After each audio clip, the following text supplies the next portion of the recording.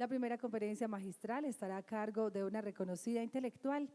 Esa pequeña inmensa isla, la mayor de las Antillas, Cuba, nos envía una representante y está con nosotros la doctora María Isabel Domínguez, doctora en Ciencias Sociológicas por el Ministerio de Educación Superior de Cuba y postdoctora en Ciencias Sociales, Niñez y Juventud por Universidad de Manizales, Colombia, Pontificia Universidad Católica de Sao Paulo, Claxo y la red INJU. Es investigadora titular y coordinadora del Grupo de Estudios sobre Juventudes del importante Centro de Investigaciones Psicológicas y Sociológicas en La Habana, del que fue su directora entre 2007 y 2014. Es investigadora titular y coordinadora del Grupo de Estudios sobre Juventudes del importante Centro de Investigaciones Psicológicas y Sociológicas, profesora titular adjunta de la Universidad de La Habana, académica de mérito de la Academia de Ciencias de Cuba. Fue miembro del comité directivo de la Asociación Latinoamericana de Sociología y actualmente es miembro del comité directivo de Claxo. Es autora y coautora de varios libros y numerosos artículos y capítulos en revistas y compilaciones publicadas en diversos países en temas de infancias, juventud y educación. La doctora Isabel tiene un largo y reconocido trabajo a nivel nacional e internacional, un compromiso destacado con la promoción de las infancias y las juventudes. Es una enorme alegría para nosotros contar con esta intelectual cubana, esta mujer integrante del comité directivo de Claxo, quien abre estas jornadas para todos ustedes. Le damos la bienvenida, quiero que la recibamos con un fuerte aplauso y a ella le agradecemos haber aceptado nuestra invitación. Les invitamos para que nos dispongamos a atender la primera conferencia.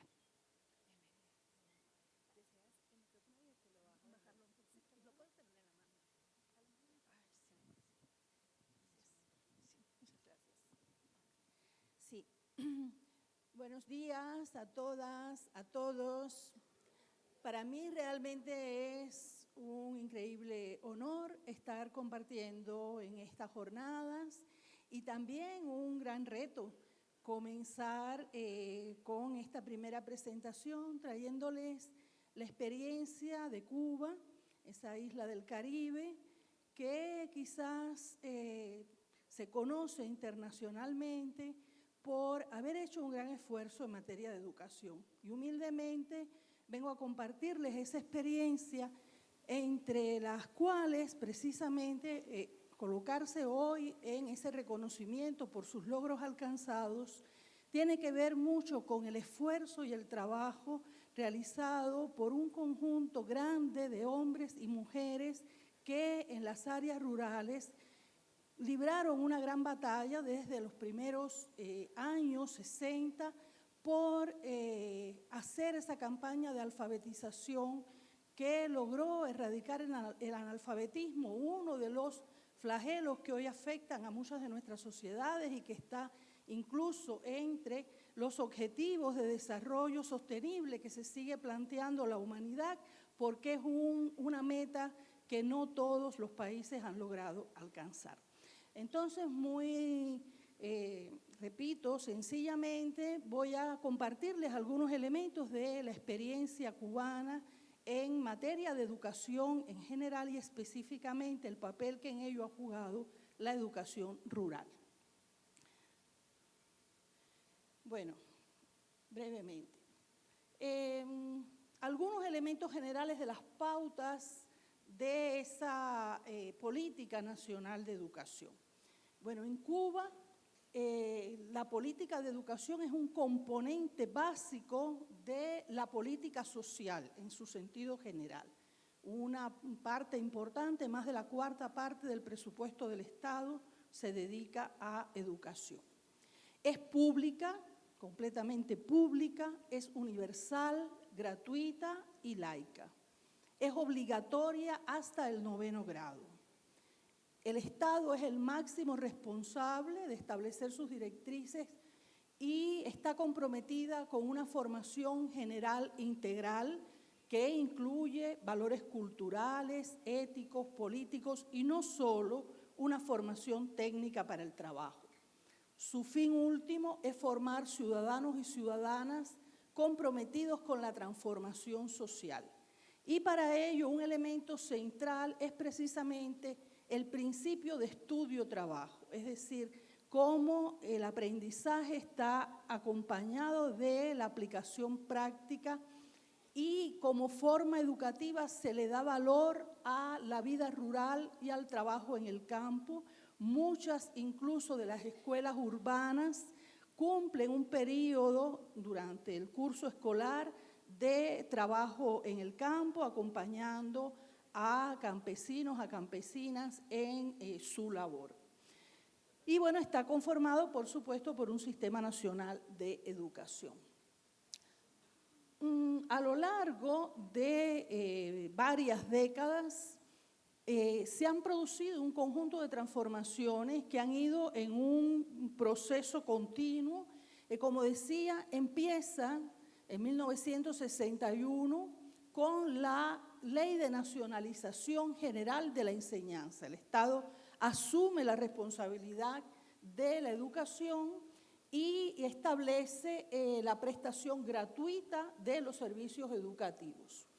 Inmediatamente se desarrolla esa campaña de alfabetización, se hace una reforma integral de la enseñanza y se crea ese Sistema Nacional de Educación, se universaliza la enseñanza primaria y de manera gradual se van estableciendo los programas para que toda la población alcance el 6º grado y posteriormente el 9º grado. Y eso es lo que hace, bueno, que la población ya en la década de los 80 alcanza como nivel promedio 9º grado. Estos procesos educativos empiezan desde las edades más tempranas, o sea, hay un conjunto de programas educativos para la primera infancia con los círculos infantiles que se comienzan a establecer desde inicio también de la década del 60 y luego el establecimiento del programa Educa a tu Hijo, que es también una enseñanza para la primera infancia, pero no institucionalizada, es decir, es una formación a la familia para que acompañe el proceso educativo de los infantes de 0 a 4 años. Bueno, se amplía la educación universitaria.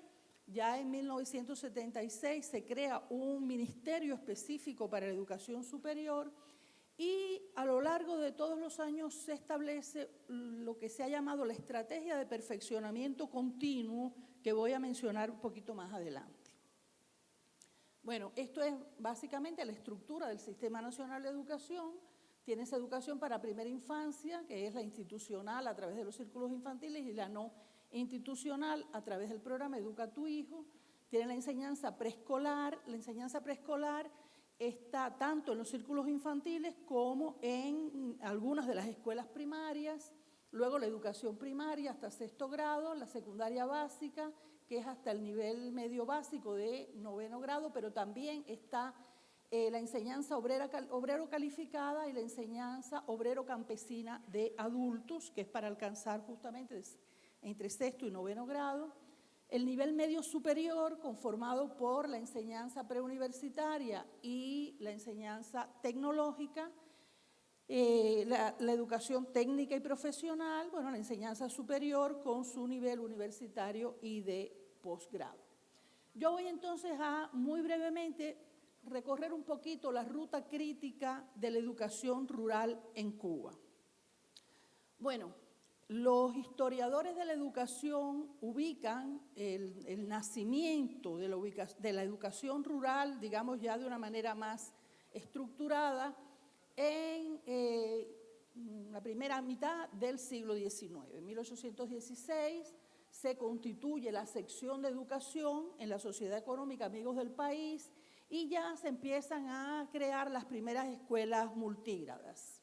Ya a inicio del siglo XX se institucionaliza por ley, se establece como categoría específica dentro del Sistema Nacional de Educación. Más adelante se van creando diferentes formas organizativas y luego ya en la etapa, digamos, de las luchas por la independencia real de nuestra sociedad, es un tema central de los movimientos sociales, de los movimientos obreros, de los congresos campesinos, de los congresos obreros. Los dos propósitos de la eliminación del analfabetismo y tener una escuela rural de calidad, porque la situación de la educación en el campo era realmente muy precaria. Entonces, llegamos al triunfo de la revolución el 1 de enero del 59 y a pocos meses del nuevo gobierno revolucionario se realiza el primer Congreso de Maestros Rurales. Ese congreso se plantea el objetivo de cubrir las nuevas aulas creadas y erradicar el analfabetismo. Ya a principios de los 60 se crea un movimiento de maestros voluntarios que fue el primer núcleo de maestros rurales creados por la revolución. Son jóvenes de las ciudades, básicamente, porque prácticamente en el campo los maestros, las maestras era un número muy reducido y por lo tanto hay un gran conjunto de jóvenes de las ciudades que voluntariamente van a trabajar a las zonas rurales para brindar educación. Y ese es el germen de la campaña de alfabetización que se realiza entre los años 60 y 61 y que permite, el 22 de diciembre de 1961, declarar a Cuba territorio libre de analfabetismo. Y precisamente porque ese es el día en que se proclama esa meta cumplida, a partir de ese momento, el 22 de diciembre, se celebra en Cuba el Día del Educador, que es realmente una fiesta nacional de reconocimiento, de homenaje a maestros y maestras en todo el país. Entonces, ya durante toda la década de los años 60, se organiza el proceso de formación continua en el campo una vez cumplida esta meta de alfabetización.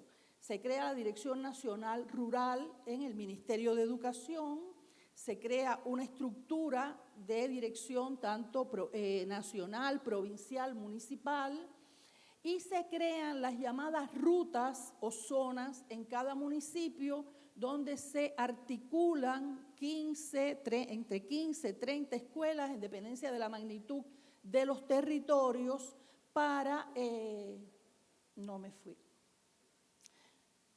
constituir las llamadas unidades zonales, de manera que esos maestros y maestras no estuvieran aislados en su escuela, sino que hubiera como una especie de unidad de formación docente, de intercambio de experiencias, de formación metodológica, también de aseguramiento logístico, es decir, se crea como una estructura que permite organizar ese proceso. Ya entonces, en la década del 70, se produce lo que se llama el primer perfeccionamiento del Sistema Nacional de Educación. Aquí el Ministerio de Educación clasifica las escuelas rurales en 4 categorías. Bueno, en primer lugar están las escuelas graduadas, es decir, la escuela rural que completa el ciclo primario desde el preescolar hasta el 6º grado. Son las llamadas escuelas graduadas porque los estudiantes terminan con la primaria, o sea, con la graduación de primaria.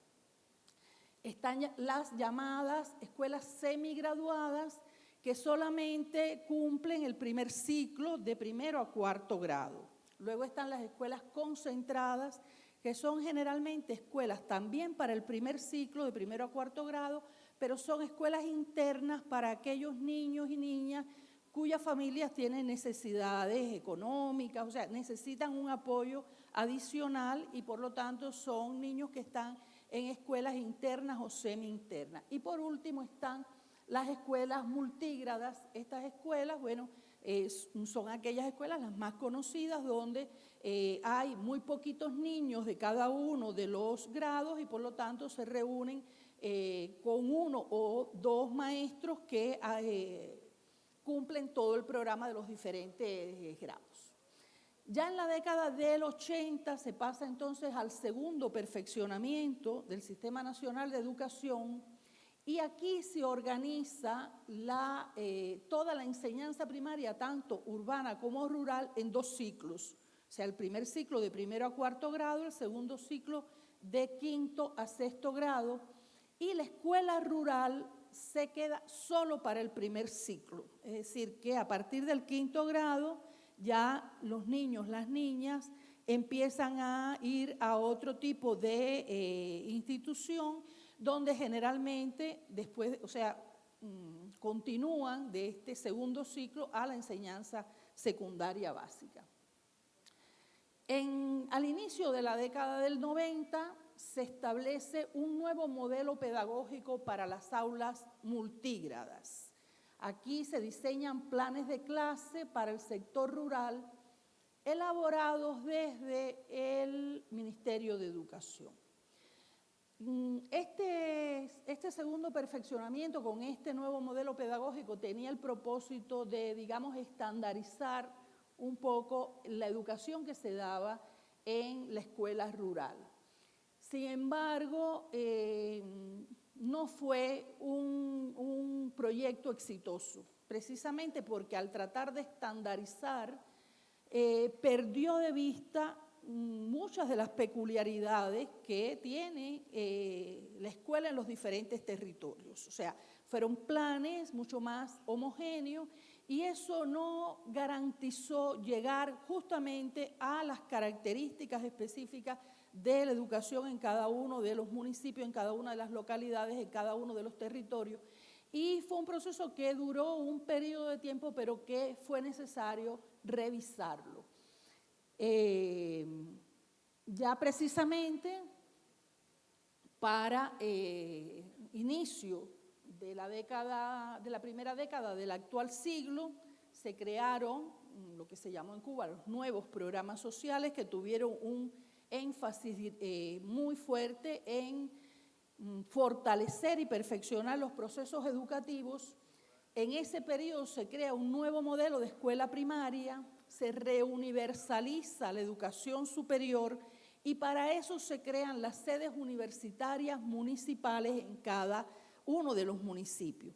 Esto fue lo que se llama la segunda universalización de la educación y de la educación superior, porque permitió que en cada uno de los municipios los alumnos, las alumnas pudieran completar hasta su ciclo terciario, es decir, hasta completar su nivel universitario. Estas sedes municipales tenían la asesoría, el acompañamiento de las universidades centrales de cada una de las provincias, tenían los mismos programas de estudio que las universidades centrales de las provincias, pero se atemperaba a las características del municipio. Y esto permitió un crecimiento explosivo de la continuidad de estudios hasta el nivel universitario, que multiplicó en 5 veces el acceso a la educación superior, con un peso muy fuerte de jóvenes del campo.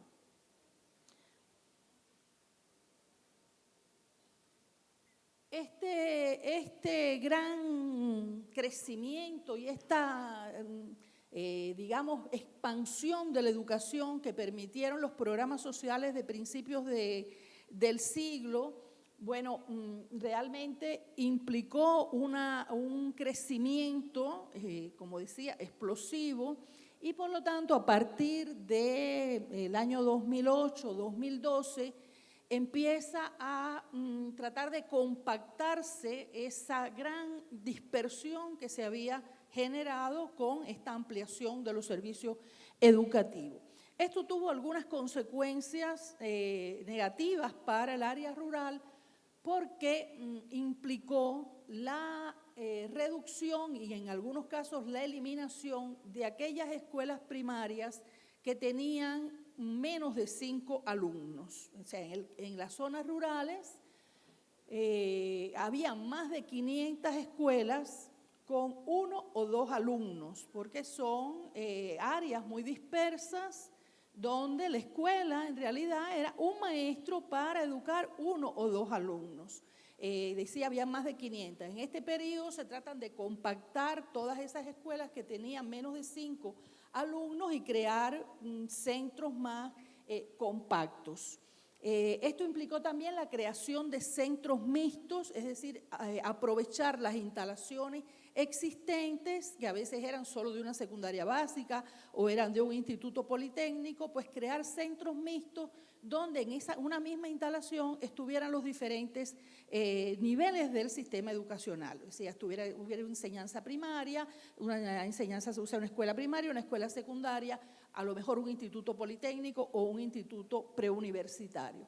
Y bueno, también se redujeron los centros internos, sobre todo los centros internos en el campo, en el nivel preuniversitario y las sedes universitarias municipales. Esto tuvo impactos negativos, por supuesto, porque implicaba para muchas de estas familias que viven dispersas, recorrer largas distancias para que el niño o la niña pudiera asistir a esta nueva escuela concentrada. A veces tenían que recorrer varios kilómetros. Esto tuvo impactos negativos, implicó en muchos casos que las familias se mudaran, o sea, trasladaran su vivienda a zonas más cercanas, con el abandono entonces de la producción agropecuaria, y generó realmente una insatisfacción en la población. Con lo cual, bueno, ya a partir del 2015 se restituyeron muchas de esas escuelas primarias, pero fue la decisión de reabrirlas fue, digamos, transferida a las administraciones locales. Es decir, el Ministerio de Educación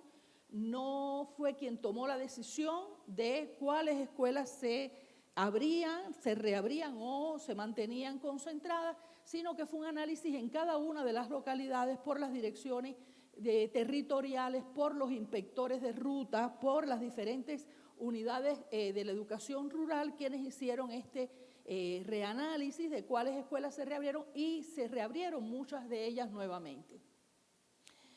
Y bueno, en este periodo se inicia entonces el tercer perfeccionamiento del Sistema Nacional de Educación, que se encuentra en curso actualmente.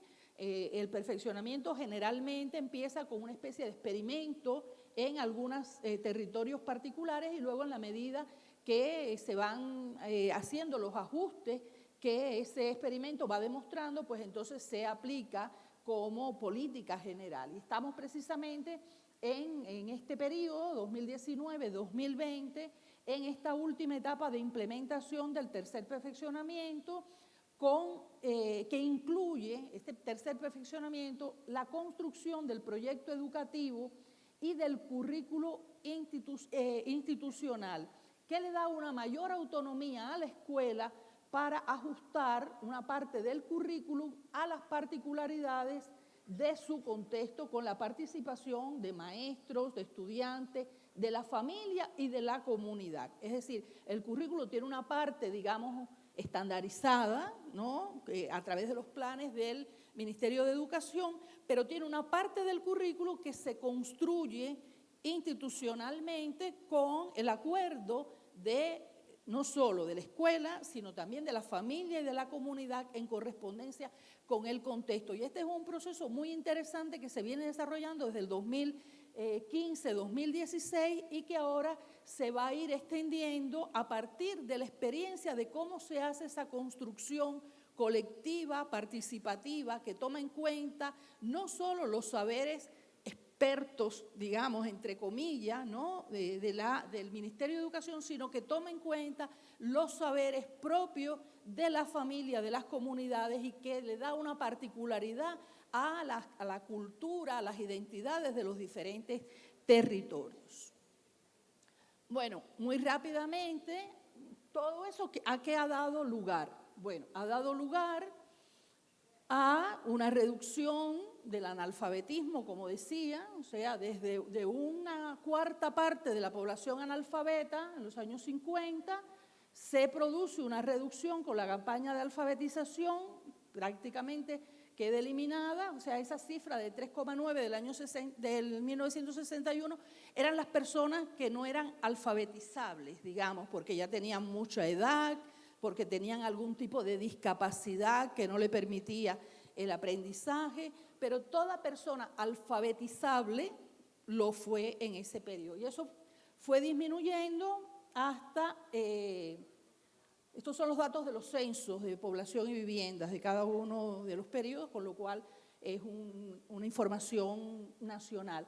El último censo que se hizo en el año 2012 daba un 0,24% de analfabetos. Y en la columna de al lado podemos ver cómo ha ido creciendo entonces el grado promedio de la población, de un tercer grado a un 10º grado como promedio de toda la población. Pero paralelamente, si miramos esta columna de la población rural, también vemos que ha habido una reducción considerable de la población rural. O sea, de tener prácticamente, bueno, más de un 40% de población rural, hoy no tenemos apenas menos de una cuarta parte de la población. Bueno, esa población, aquí hay algunos elementos de qué cosa se considera población rural, ¿no? Todas aquellas personas que residen en asentamientos de menos de 2.000 habitantes y que no cuentan con todas las características de lo que se considera la vida urbana y se clasifican en zona llana, de montaña o zona mixta, y también la población dispersa que no vive en ningún asentamiento, sino que vive de manera dispersa. Bueno, aquí algunos gráficos que muestran esa evolución, ¿no? O sea, como por ejemplo, según el censo del 81, ya se había logrado que las personas tuvieran, la población más del 40% fuera graduada de primaria en esa campaña por alcanzar el 6º grado, pero luego ya para el año 2002 y el año 2012, pues ya esa meta se ha ido elevando. En realidad, ya el nivel medio superior alcanza, como decía, porque tienen 9º, 10º grado, y podemos ver también el crecimiento de los graduados universitarios a lo largo del periodo. Bueno, aquí también los promedios de grado promedio en los diferentes momentos. Bueno, para la población de 15 años y más es de 9,5 grados, para la población ocupada es de 10,9 grado promedio. Aquí lo mismo. Bueno, y aquí, bueno, esta es Cuba, y aquí tenemos los grados de urbanización. Como decía, bueno, desde la capital totalmente urbanizada hasta territorios como la provincia de Pinar del Río, que tiene un 64% de población urbana, o sea, tiene más de un 30% de población rural, etc. ¿Por qué muestro esto? Bueno, porque a continuación les quiero mostrar que justamente el grado promedio de escolaridad entre esas provincias con un mayor grado de urbanización, por lo tanto de menor población rural, y aquellas que tienen mayor población rural, no hay mucha distancia. Por ejemplo, La Habana, que es 100% urbana, es la capital del país, el grado promedio es de 11,02. Pero, por ejemplo, Pinar del Río, que les señalaba que es una provincia con un alto grado de ruralidad, el grado promedio es 9,72. Es decir, que la distancia entre las zonas urbanas y las zonas rurales se ha ido acortando y que justamente este grado promedio de la población no excluye el alto nivel alcanzado en el campo. Sin embargo, bueno, a manera un poco de resumen que podríamos ir diciendo, logros de toda esa política. Por supuesto, hay una prioridad a la educación y a la educación rural específicamente, porque era donde se concentraban las mayores insuficiencias. Se logra una erradicación del analfabetismo, se eleva el nivel educacional de la población rural a un nivel similar al de la población urbana, y eso implica una garantía de inclusión social y de equidad. Sin embargo, no todo ese camino estuvo exento y sigue estando exento de algunas debilidades o impactos negativos, como es que se instauraron modelos de vida urbanos, no siempre en correspondencia con la cultura, con las identidades, con las necesidades de la vida rural. Estimuló la migración a las ciudades porque estos jóvenes con un alto nivel educativo, en muchos casos incluso con una carrera universitaria, luego no sentían satisfechas sus aspiraciones de formación, de desarrollo profesional en sus zonas de origen y por lo tanto eso ha generado una fuerte migración hacia las ciudades y eso es también la razón por la cual hay una gran disminución de la población en el campo, no solo porque zonas rurales se han urbanizado, sino también porque población rural ha emigrado a las ciudades.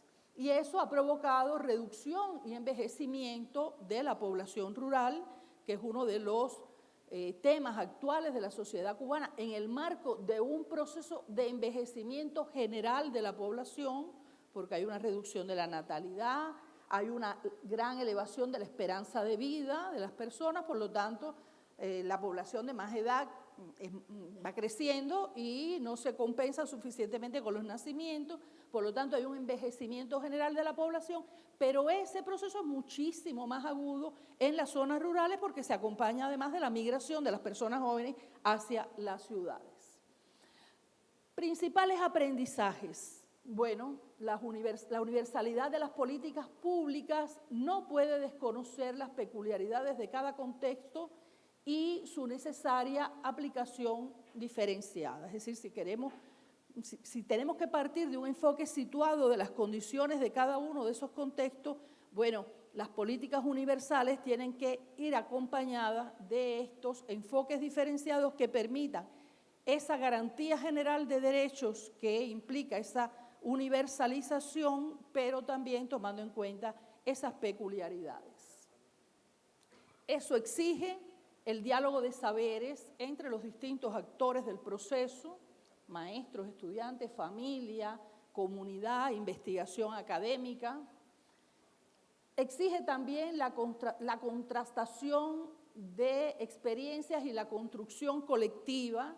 De alguna manera esto es algo que ha estado presente en ese proceso de perfeccionamiento continuo, es decir, es un poquito también ensayo-error, ¿no? Bueno, se ensayan determinados procedimientos, determinadas políticas y en función de los resultados que eso genera, bueno, pues hay que ir a reconsiderar, a reajustar o incluso a modificar decisiones ya tomadas, a vuelta atrás de algunos de esos procesos. Y por otra parte, entonces, bueno, pasa por eso, ¿no? Por esa evaluación y ese perfeccionamiento continuo. Bueno, yo no quiero terminar sin mostrarle un poquito en imágenes, bueno, todo esto de lo que hemos hablado, ¿no? Entonces, si me permiten, vamos a ver algunas fotos de esa vida rural. Aquí tenemos una vista exterior de la escuela primaria José Martí, de una comunidad que se llama La Ferrolana, en el municipio de La Sierpe, la provincia de Santi Espíritu. Es un municipio montañoso en una provincia del centro del país.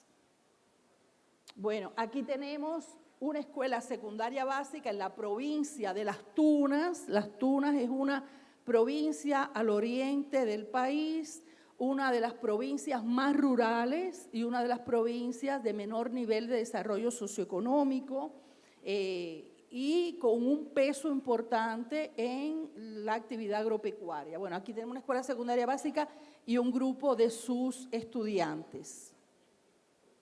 Bueno, esto es tomado de un periódico provincial, del periódico El Guerrillero, de la provincia de Pinar del Río, que saca esta noticia en 2018, que se llama Pinar del Río, con pleno acceso a la educación en escuelas rurales.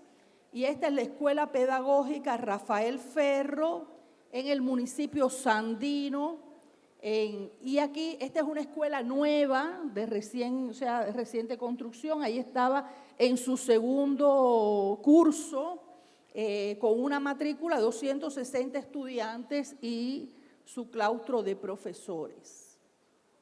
Aquí tenemos a estudiantes del Instituto Politécnico Agropecuario, porque bueno, la enseñanza politécnica está especializada en diferentes profesiones, ¿no? Las agropecuarias, las mecánicas, las de computación, es decir, estos son los llamados IPA, o sea, Institutos Politécnicos Agropecuarios. Esto es en el municipio Chambas, también en la provincia de Ciego de Ávila, una provincia al centroeste del país. Y bueno, son estudiantes que están realizando labores agrícolas. Aquí tenemos un centro mixto. Es decir, esto es una de estas escuelas en que en una misma instalación hay diferentes tipos de enseñanza. En el municipio Baracoa, la provincia de Guantánamo, Baracoa es el municipio más al oriente del país y se llama la ciudad primada de Cuba porque justamente por ahí fue el desembarco de los colonizadores a la isla de Cuba. Es el municipio más al oriente, con una extensa área rural, una pequeña ciudad y una extensa área rural, montañosa, dedicada básicamente al cultivo del café, del cacao. Y bueno, este es un centro mixto en ese municipio. Bueno, aquí en la parte superior están estudiantes del IPA, del municipio de El Salvador, y abajo de ese centro mixto, Bonifacio Virne, en Baracoa, ambos en la provincia de Guantánamo. Bueno, esto me pareció interesante, esto está, no sé, a mostrárselo, esto está a la entrada del comedor escolar de ese centro mixto de Guantánamo, bueno, con algunos mensajes para la convivencia ¿no? escolar, o sea, no sé si lo leen, dice palabras mágicas y hay un conjunto de palabras mágicas, ¿no? Buenos días, permiso, muchas gracias. Es decir, que se trata de una educación que no es solo del currículo, de como decía en la primera intervención el secretario, no es solo de números y letras, es de una formación integral para la vida. Bueno, aquí manteniendo viva la memoria histórica, ¿no? Esto es un busto de José Martí, el apóstol de Cuba, el organizador de la Segunda Guerra de Independencia contra España, finales del siglo XIX. Bueno, ahí con su pequeño jardín, con flores. Bueno, esto también me parece interesante. Esto es en una secundaria básica en la provincia de Guantánamo. Pero es muy interesante, nosotros hicimos allí todo un trabajo en Guantánamo durante varios años y aquí están en horario, se han terminado su jornada escolar, pero es muy interesante la diferencia de roles entre los géneros. Aquí los muchachos están jugando en el patio y las muchachas están limpiando las aulas. Una de las acciones principales que estamos llevando a cabo dentro de la educación en general, pero con mucho énfasis en la educación rural, es el tema de las relaciones de género, ¿no? Y el papel de las niñas y los niños, las muchachas, los muchachos, porque persisten estos roles diferenciados y estos estereotipos de qué hacen unas y otros, y bueno, este era muy evidente porque llegamos ahí justo en ese momento y nos encontramos esa diferenciación muy clara, unos jugando y las otras limpiando. Bueno, esto forma parte de algunos de los talleres que hicimos en el municipio de El Salvador, en Guantánamo, pero bueno, lo que les comentaba, por ejemplo, la primera foto corresponde a un taller con estudiantes. La segunda foto tiene que ver con el taller con maestros, maestras y miembros de la comunidad. Y ya la foto de abajo es un taller conjunto donde están estudiantes, maestros, maestras, miembros de la comunidad, es decir, donde fueron expresando sus expectativas, sus necesidades, primero por separado, pero luego compartiendo y construyendo colectivamente cómo hacer mejor la escuela.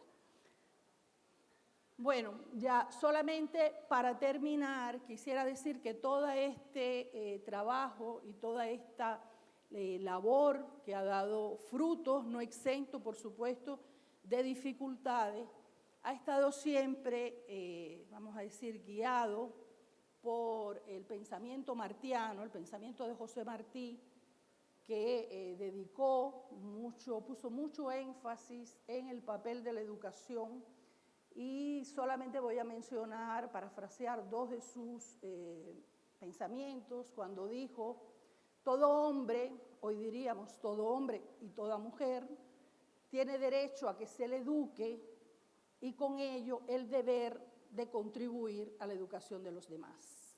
Y termino diciendo también que Martí dijo: ser cultos es el único modo de ser libres. Gracias.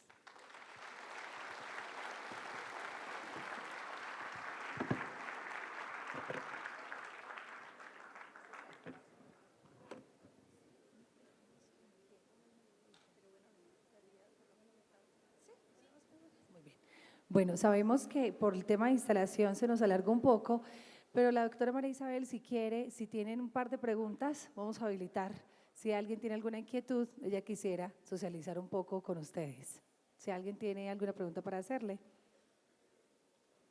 les alcanzamos el micrófono. Gracias. Sí.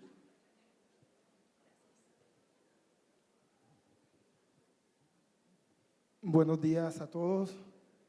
Doctora, bienvenida. Yo soy José Domingo González. Trabajo en el municipio del Bagre, corregimiento Puerto Claver. Me llama la atención cuando muestra el cúmulo de fotos y las expectativas desde lo teórico hacia lo práctico. Pero más aún me llena de ahínco cuando usted se expresa y dice una palabra de algo que se llama por allá, y dijo guerrilla, malinterpretado por muchos, porque eso tiene un significado lindo, el verdadero significado de lo que es. En nuestro contexto a nivel práctico es un poco complicado, porque lo connotamos de otra forma, los que no entienden de esa parte. La pregunta es, ¿cómo hacen para conjugar ese carácter revolucionario, entendiéndolo como cambio del estado de algo que no me parece bueno por algo que es mejor? ¿Cómo hacen ustedes para relacionar ese emblema de revolución desde la parte educativa? Y me llama la atención de José Martí, cómo lo tienen, una cuestión chévere. Yo lo admiro desde otro enfoque, desde lo poco que he leído con respecto a los términos guerrilla, revolución y el carácter sindical que poseen los maestros, mal formado un poco por nuestros presidentes. Entonces eso. Yo creo que justamente un principio teórico, pero luego aplicado a la práctica, es ese enfoque situado. Es decir, cada contexto tiene sus características y cada uno de los contextos, por supuesto, tiene unos significados, y el lenguaje, las palabras, tienen un sentido según la interpretación de cada contexto.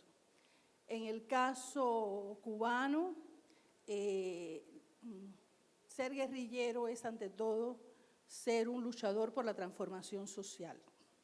Y por lo tanto tiene un sentido positivo. Los jóvenes, por ejemplo, dicen, nos vamos de guerrilla. Nos vamos de guerrilla es que se echan una mochila a la espalda y se van de excursión al campo, a subir montañas, a conocer la naturaleza. Y eso es hoy en Cuba, para los jóvenes, irse de guerrilla. Por supuesto, eso dicho en otro contexto tiene otra connotación. Pero en el caso cubano, irse de guerrilla es eso, irse a la lucha por la transformación social, que en el día de hoy la transformación social es eso, el perfeccionamiento de la educación, es el cuidado del medio ambiente. Por ejemplo, los jóvenes, las jóvenes se movilizan de guerrilla para limpiar un río, para limpiar las playas. Y eso es irse de guerrilla. Entonces, y bueno, al punto que hay un periódico provincial que se llama El Guerrillero. Entonces, todo tiene mucho que ver con la historia de cada uno de los lugares, con las connotaciones positivas o negativas que dejó esa historia y que marcó unos términos u otros. Y yo creo que eso justamente también es nuestro deber como educadores, como educadoras, imbuir a los niños, a las niñas, a los jóvenes de ese sentido, yo diría, más ecuménico de los términos, de las palabras, y que ayudemos también a desmontar estereotipos, que ayudemos a demistificar narrativas que se nos han impuesto desde el poder, desde los medios de comunicación. Yo creo que esa es una precisamente de nuestras labores. Yo creo que eso tiene que ver mucho con lo que nos toca hacer como educadores, como educadoras. Forma parte de nuestra misión. No es repetir acríticamente lo que la sociedad nos pone delante. Yo creo que es reflexionar críticamente sobre cada uno de los procesos y llegar a conclusiones específicas de acuerdo a las características, las peculiaridades de cada una y cada uno de los lugares. Entonces, en ese sentido, desde Cuba, irse de guerrilla no tiene ninguna connotación negativa, todo lo contrario, tiene un sentido de transformación social que se estimula desde la escuela porque implica trabajar con los otros, para los otros y desde los otros. Gracias.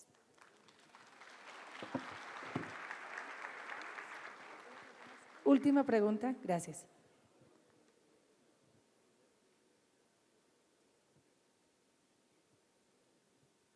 Buenos días, doctora María Isabel. Alfonso León Restrepo Celi, rector rural de Antioquia. Cuando plantea que los retos que tiene la educación en Cuba es el diálogo de saberes entre los actores, la contrastación de experiencias y construcciones colectivas, la evaluación y perfeccionamiento continuo, encuentro que nuestra Ley General de Educación es el reto fundamental que tenemos que hacer hace 20 años desde la escuela y particularmente de la escuela rural.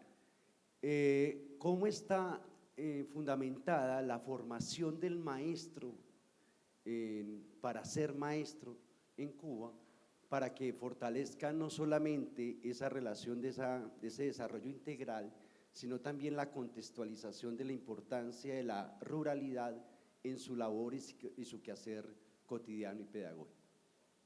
Sí.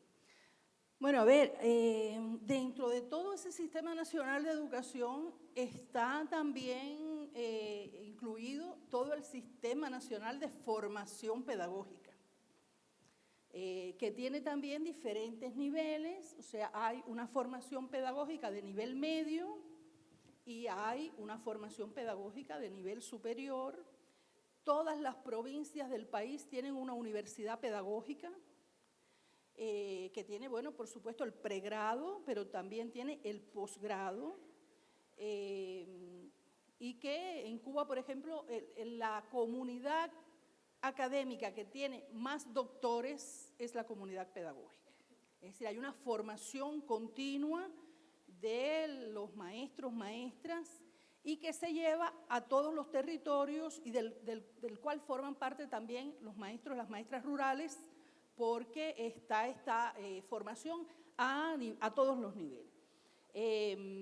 Hubo desde finales de los años 90, la primera década de este siglo, hubo todo un esfuerzo porque todos los maestros y todas las maestras que tenían nivel medio se licenciaran, o sea, alcanzaran el nivel universitario. Quiere decir que tienen una alta formación académica y luego tienen un permanente intercambio, vamos a decir, en la práctica, ¿no? Y justamente estos objetivos de ese tercer perfeccionamiento es para fortalecer ese vínculo cada vez más directo con esos actores de la comunidad. Luego eso se acompaña también de la forma en que está estructurado el sistema del Estado, bueno, que tiene su dirección nacional, provincial, municipal, y están los llamados consejos populares.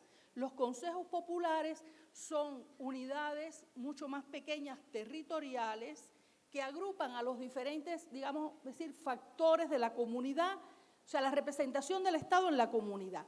Y dentro de esos consejos populares hay un representante de educación. Es un poco este articulador zonal que toma en cuenta las necesidades del territorio específicamente, en este caso de las escuelas del territorio, y pone en diálogo esas cuestiones que tienen que ver con la escuela, con los diferentes representantes del territorio y con el gobierno del territorio, de manera tal que también haya una vía directa de satisfacción del planteamiento de necesidades y satisfacción de esas necesidades. Y luego, por otro lado, están las organizaciones, bueno, organizaciones gremiales, los sindicatos, pero las organizaciones estudiantiles. En Cuba, todos los niveles de enseñanza tienen una organización estudiantil. En la enseñanza primaria están los pioneros José Martí, en la enseñanza media está la Federación de Estudiantes de la Enseñanza Media y en las universidades está la Federación Estudiantil Universitaria, que son los representantes también de los colectivos estudiantiles y que forman parte, la representación de las organizaciones estudiantiles forman parte de los consejos de dirección de las escuelas, de los consejos municipales, de los consejos provinciales, de manera que hay también una expresión directa de esas necesidades en los espacios de dirección. Es decir, hay una articulación que permite que esos procesos se retroalimenten desde la base y que no sea una mirada desde las instancias de dirección de cómo están pensando que deben ser los procesos, sino que haya realmente ese diálogo de saberes también a la hora de tomar las decisiones, a la hora de ir enrumbando los procesos. Entonces, de alguna manera por ahí, es decir, por un lado, formación académica para que sean maestros, maestras con una preparación sólida y al mismo tiempo un vínculo directo con los procesos de trabajo, con los colectivos con los que trabajan desde la base, con las representaciones de los diferentes espacios para que se puedan articular esas demandas. Entonces, de alguna manera yo creo que ese es, digamos, uno de los elementos que ha permitido que esas metas se puedan ir desarrollando. No sé si satisface su pregunta. Bueno, creo que no hay tiempo para más, ¿no? Muchas gracias. Nuevamente, fuertes aplausos para la doctora María Isabel Domínguez. Y el agradecimiento por habernos acompañado en esta primera ponencia de nuestra jornada de hoy, martes 19 de noviembre.